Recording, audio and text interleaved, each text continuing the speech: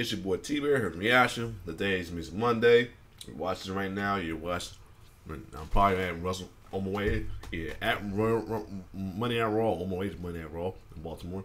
But anyway, about to continue with what direct possession when it happened was, as I'm saying, I'm going down the lines of the keyboard bass production tools well too. You know, I've done some already here and there for instruments, for infamous or personal related reasons as well too. Now this one we're gonna check out is one that's been kind of popular in the music industry as well too. That is the Korg Triton, if I pronounced it right. But anyway, we're gonna check out what it happened was with the Korg Triton time with direct production. Let's get it. A lot of people, they use the Triton to try to get that today sound and try to copy off of other people. But you know, I get something totally different out of it. You know what I'm saying? I get the dirtiness out of it. You know what I'm saying? What's up? You got your boy Direct, aka Native Shades, reminding you to like and subscribe, cause today we're gonna be talking about that Korg Triton. What had happened was here we go. The Korg Triton. Damn. What a dope keyboard sampler. The Korg Triton came out around 1999, and it was a descendant of the Korg Trinity. The Trinity was a keyboard workstation that came out around 1995, and it was well known for its crystal clear sound. And also it had a touchscreen. Could you believe it? A touchscreen in 1995. Wow. Apple was not the first people to create the touchscreen, folks. You heard it first. So in 1999, Korg drops the Korg Triton, and music from that point on changed. That Triton became the sound of hip hop from 1999 till about 2005. It had a good 6-year run. The Triton was a great keyboard workstation. Now, what made it so dope was that it was so simple. The ease of use of the Triton was very simple. So the Triton was a synthesizer. It was an incredible synthesizer, meaning that you can basically modify and design your sound any way you want to, basically. It had 5 banks. Each of the banks had 128 programs, like 128 sound programs. So you got horns, strings, bells, just all kinds of incredible sounds on the Triton. And you can design your own sounds. The synthesizer in it was awesome. What made it awesome was it was simple. All you had was 4 knobs to the left that were assignable knobs that you can assign any kind of filter, LFO, any kind of, you know, pitch on those knobs. And you had, to the right of you, you had an arpeggiator, which basically had 3 knobs. And that allowed you to manipulate the, I think, the gate, the volume, and the, I think it was the tempo. You know what I'm saying? So that was it. That was all the knobs you had to manipulate your sound. And with that minimalistic kind of thing on the face of the keyboard makes it great. Because nowadays you look at a lot of these keyboards, a lot of these synthesizers, and they got like 10 sliders here, 15 knobs here. Sometimes so many options makes it crazy and confusing. But when you have a simple layout, 4 knobs over here, 3 knobs over there, let me tell you something, man, you get busy. Not only did the Triton have an incredible, lively, realistic sound, but it also had a sequencer. It had a pretty good sequencer. At the time, it had a really good sequencer.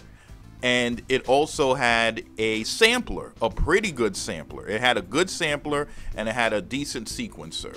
The biggest thing about the Korg Triton, the big wow, was the touchscreen.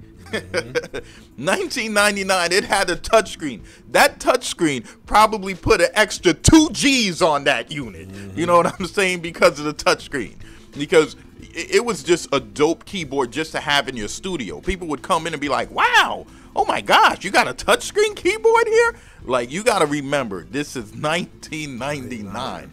This technology is basically new to us. But the real thing that made the Triton incredible was the sound. And this was the sound that every artist was using this machine for, okay? As far as the hit records, the hundreds of hit records that the Korg Triton produced. Not surprised. Timbaland was one of them they used this. I'm not surprised. This seems like something that seems like it's one of his arsenal. I'm not surprised at all. Deuce. During that Not time, surprised. you had Jay-Z. I'm a hustler, baby. You have Grinding. You had Hot in Here by Nelly. And Pharrell. Oh, yeah. I'm not surprised that both Tim and Pharrell used this. I am not surprised at all. You had Rubber Band Man by T.I. You had Do Y'all Niggas Bust Y'all Guns? Damn right we bust our guns. You had 50 Cent, P.I.M.P. You had Nori, Nothing. I'm telling you, the list goes on and on and on and on and on. Some good this hits coming off that machine was the sound from. Is this the video? Is this the video when James like is this from this clip? 1999 to about 2005, like 2006. It was the Korg Triton.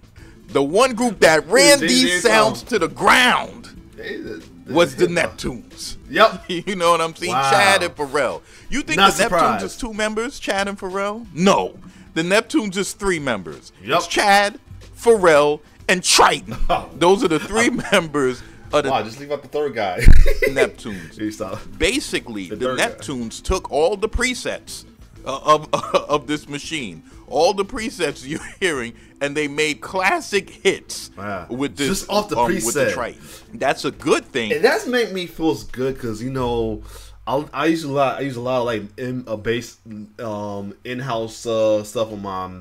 I use in-house stuff on the Ableton. I use in-house. I made beats off. I made some stuff off the in-house sounds off of this as well too. So it made me feel bad that some of our first tries of these were in-house sounds and sound pretty good as well too. So that's awesome right there to hear that. And then guys like that, like this is for Neptunes, man. They're like legends, man. These just got hits off of presets, man. That's mean if you know your sound and you make anything sound like even a preset sound good, you know what you're doing, man. You're talented, man, for real. So that's props right there for them. That's because they made so many classic records and it actually pumped their brand. That's where their namesake was made. You know what I'm saying? So it's funny how gear can sometimes be so crucial to your whole career. True. Basically. But yeah, the Neptunes, they took that sound and they milked it and they rocked it out, which is a good thing, but it's kind of a bad thing in a way too, because now when people look at the Triton, some of them is like, I already know the sounds on that. I'm good. Nope. You know what I'm saying? Like, I don't want to do no Neptunes kind of music right now. I'm all right. Even though you can modify it and manipulate it to make it sound any way you want it to sound, people just associate it with that Star Trek sound. You know what I mean? The Triton also held probably the record for the most stolen keyboard at that time, during that time. Let me tell you something. If you had a Triton in your studio and you left for the weekend, when you came back, locks is broken, stuff is scattered all over the place. They took your Triton. Your Triton is gone. They would bring that joint to Guitar Center or Sam Ash, and they'll be like, in the inventory room, they'll be like, "Hey, Jim, yeah, I'm back here doing inventory. I thought we had 16 Tritons. I only see 12. The Triton was serious. This machine was getting stolen left and right. That's a shame. If you own the studio and your boy wanted to borrow that joint, still, you lend it to him, he ain't your boy no more. That dude is somewhere in France rocking out. You know what I mean? Damn shame. If you really look at it now, when was the last time we had a really great keyboard sampler thing going on? They don't really make them a lot. And they don't make them a lot because they know you don't buy them. That's why they don't make keyboard samplers, because they know you don't buy them. You buy drum samplers. True. At this time, the Triton was one of the samplers that everybody... And that's very true, though, because like I said, a lot of nowadays, everybody's looking for either what I have right here, the MPC, or lower down MPC 1, or even the Touch as well, too. Or they go for the machines, the machine micro and all of that. Or they even go for a simple controller like this. like the launch pad or any others that's like controller based as well too. Like I mean, is that that's controller for dolls as well too. Keyboards don't get as much love as it was this time though. Usually, unless you are a keyboard player or you're used to doing production on keyboard, that's very true though. But other than that, if you're like getting into producer, you're going to be using this. What I have, either one I have here, any variation of that, or something close to it, like the machine micro as well too, or use a straight laptop with dolls. And I always get props of those who are laptop based only, because I tried to be laptop based first with it, and it was tough. I need to be hands on, just like because I guess being a DJ, I gotta be hands on with stuff. You know what I'm saying? But anyway, let's keep going. Body had. It was like a mainstay in music. You had to have a Triton. Just to stunt on somebody, you had to have a Triton in the studio. They came in, they seen that, they was like, oh, wow, you know what I'm saying? It was a stunting piece. You probably don't even know how to play piano, but check it out. You have that joint in your studio. As far as the iconic artists that use this machines, of course, we know Chad and Pharrell done ran through the Triton.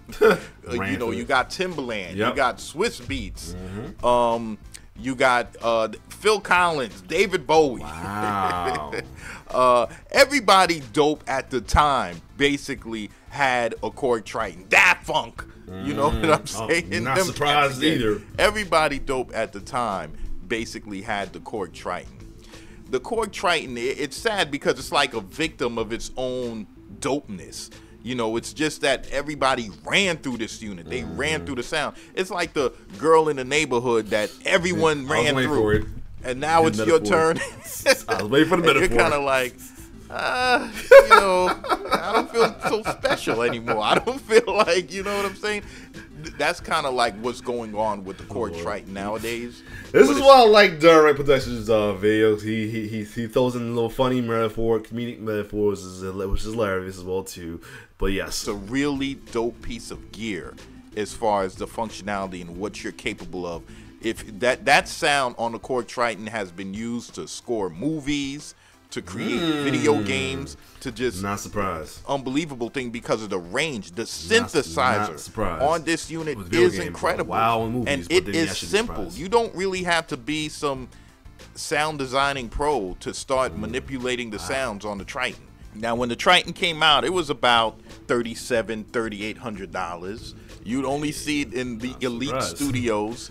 You know, as far as the negativity I've heard on the Triton was, you know, it was positive things. The only thing, the negativity that I heard on the Triton was that its sound was just ran to the ground, basically, by the Neptune. I understand. That and the machine was kind of heavy. Those are the only negative things I've heard about the Triton. Looks like hard to carry. So yeah, that's the Korg Triton. What had happened was, so this is your boy. Yeah, I would not be surprised it's heavy. It looks like it's hard to handle. Like how you get that around is my question. But yeah. Good little story about this as well too. I mean, and he's right though. Like when he said about a lot of people don't use keyboard these days, like I said, that's true. It's like I say, unless you're into using pianos as well too, or that's your forte as well too. Everybody else is using controller pads, like launch pads and stuff like that. All standalones like the MPCs, the machine plus whatever you call it. Or stuff like that. Or even the push is a standalone now. New push 3 is a standalone now. And you're using that, or you're just straight up laptop. That's about it. But other than that, this was a good video from Direct Production as I'm going through the history lessons on the keyboard based production tools of the music world. If you like my reaction, like, share, subscribe to my YouTube channel. It's your boy T-Bear signing off. One love.